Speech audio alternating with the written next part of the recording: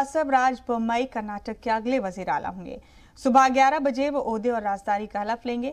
मंगल देर शाम बेंगलुरु के capital hotel में बीजेपी कानून साज पार्टी की मीटिंग हुई, जिसमें कर्नाटक बीजेपी के इंचार्ज अरुण कुमार, दोनों सेंट्रल सुपरवाइजर धर्मेंद्र प्रधान और जी किशन रेड्डी के अलावा एग्जीक्यूटिव वजीर आला येदियुरप्पा भी मौजूद रहे। कर्नाटक के साबिक वजीर आला येदियुरप्पा ने बसवराज के नाम की तजवीज रखी, जिसे सभी ने पास कर दिया। इसके अलावा गोविंद कारजोल, आर अशोक और श्री रामलू नायब वजीर आला होंगे।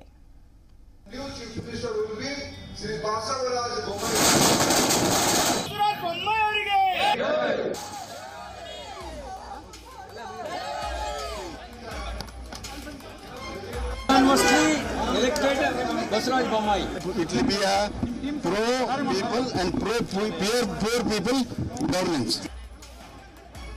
कर्नाटक का सियासी नाटक आखिरकार अपने आखिरी मरहले तक पहुंच गया।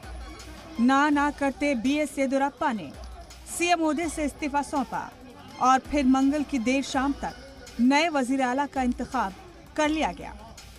बसवराज बोम्मई कर्नाटक के नए वजीर आला होंगे।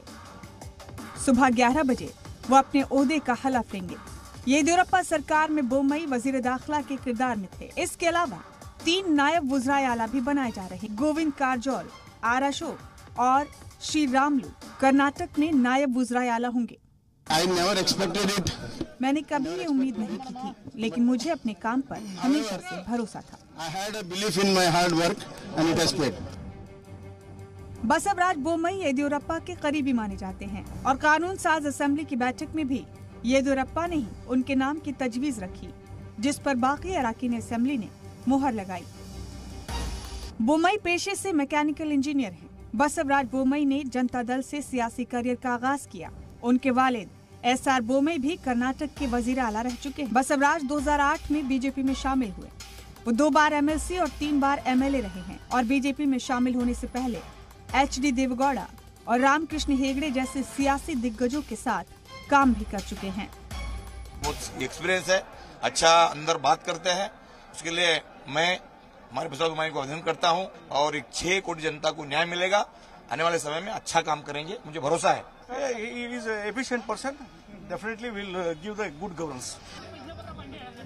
अपने सियासी तजुर्बे के साथ साथ बसवराज बीजेपी के लिए सियासी इक्वेशन को साधने का भी सटीक चेहरा है। येदियुरप्पा लिंगायत तबके से आते हैं और माना जा रहा था कि उनका इस्तीफा रियासत में बीजेपी की मुश्किल बढ़ा सकता है और शायद इसीलिए बीजेपी ने लिंगायत तबके से आने वाले बसवराज बोम्मई को ही रियासत का नया वजीर आला चुना है। माना जाता है कि कर्नाटक में लिंगायत तबके की आबादी 17% है, जो करीब 100 सीटों पर असर रखते हैं और लिंगायत बीजेपी के रिवायती वोटर भी माने जाते हैं। इसके अलावा बोम्मई येदियुरप्पा के भी भरोसेमंद माने जाते हैं, इसलिए पार्टी को टूट का डर भी नहीं रहेगा, क्योंकि एक बार येदियुरप्पा बीजेपी से बगावत कर चुके हैं और उनकी बगावत के क्या नुकसान हो सकते हैं, बीजेपी ये अच्छी तरह जानती है। बेंगलुरु से जयपाल शर्मा के साथ ब्यूरो रिपोर्ट, जी मीडिया। तो कर्नाटक को नया वजीर आला मिल गया है। बसवराज बोम्मई को अब कर्नाटक के नए वजीर आला के तौर पर आज सुबह 11 बजे हलफ दिलवा दी जाएगी। हमारे साथी शाहिद काजी मौजूद हमारे साथ इस खबर पर तमाम अपडेट्स के साथ। शाहिद का रुख कर लेते हैं यहाँ पर। शाहिद, लग ही रहा था कि कोई ऐसा नाम चुना जाएगा जो लिंगायत तबके को बैलेंस कर सके फिर से येदियुरप्पा के बाद से, और ज्यादा स्ट्रॉन्ग इम्कानात इसी बात के थे कि इसी तबके से कोई लीडर अगला सीएम हो सकता है कर्नाटक का, और खुद येदियुरप्पा ने भी बसवराज के नाम की ही तजवीज रखी है। आखिरकार बसवराज के कर्नाटक के सीएम बनने के बाद कौन कौन सी इक्वेशंस का ख्याल रखा है बीजेपी ने जब इस नाम को चुना गया है?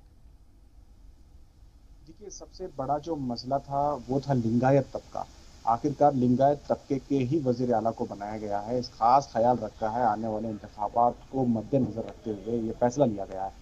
और बसवराज बोम्मई काफ़ी सलाहियतों के मालिक हैं, वो काफ़ी सुलझे हुए शख्सियत हैं और उनका जो पुराना रिकॉर्ड है वो भी काफ़ी साफ सुथरा रहा है। इस वजह से बसवराज बोम्मई का नाम इस वक्त इंतखाब किया गया है।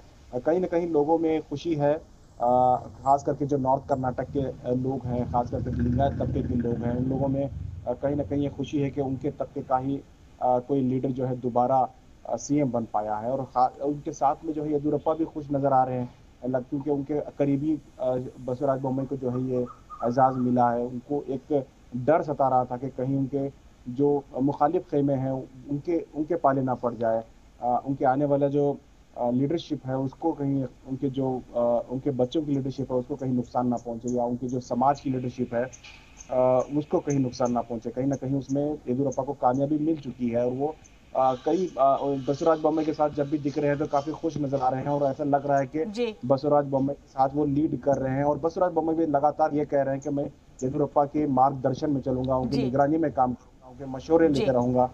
कुल मिला के जो है एक बड़ी जो है कामयाबी येदियुरप्पा को मिली है। फिल वक्त ताजा अपडेट मैं आपको बता दूं, इस वक्त जो है बसवराज बोम्मई अपने घर से विधान सौदा के लिए निकल चुके हैं। विधानसभा में आज 11 बजे लंबरदारी तकरीब है उनकी, सीएम मोदी का हलफ उठाएंगे, शायद फिर आपसे अपडेट लेंगे। फिलहाल आपका बहुत शुक्रिया हमारे साथ जुड़ने के लिए इस खबर पर।